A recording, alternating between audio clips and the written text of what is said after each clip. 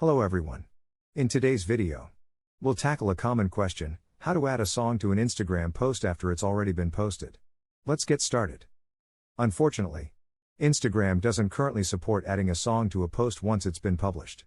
However, there are a couple of workarounds. You can either create a new post and include the song before publishing it, or you can edit the caption and other aspects of the post. But here's an interesting twist: you can still add a song to a post by reposting it or adding it to your story. Let's walk through the steps. To begin, open up your Instagram app on your device.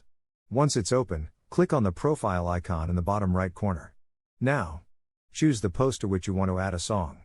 Now, look for the arrow-like icon beneath the post, tap on it, and then select Add Post to your story. Once you're on the story creation page, tap on the smiley face icon at the top of the screen. Next, scroll down and find the music option. You can either select music directly or use the search bar to find a specific track. Feel free to choose a template that suits your style. When you're satisfied with your song selection and template, hit Done in the upper right corner. To share this updated post, select your story in the bottom left corner. And there you have it.